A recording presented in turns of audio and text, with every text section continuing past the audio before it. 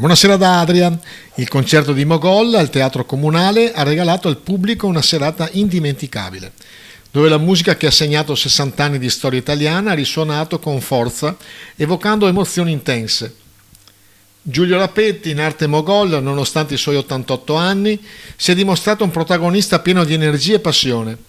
Alternando momenti di racconto e musica, Mogol ha saputo trasmettere con semplicità e autenticità l'essenza del suo percorso artistico e umano.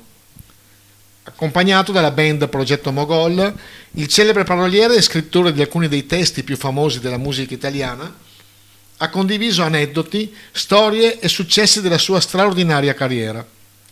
L'incasso della serata sarà devoluto alla comunità terapeutica riabilitativa protetta di Corte Guazzo ad Adria, contribuendo a importanti lavori di ristrutturazione e potenziamento della struttura.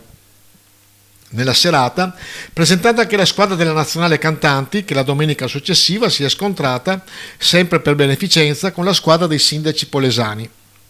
Senza mai risultare forzato, ha condiviso aneddoti della sua vita personale, spiegando come sono nate tante delle sue canzoni, non solamente in coppia con Battisti, ma anche con Cocciante, con Gianni Bella e tantissimi altri autori. Peccato per l'audio della serata che non è stato all'altezza dell'evento. Era un'anziana, ormai vive solo per andare a messa e pregare.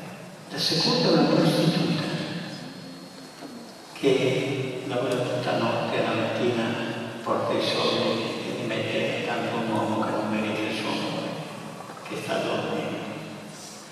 E la terza donna è una ragazza madre, che rimasta lei è il bambino e si occupa solo di lui, anche perché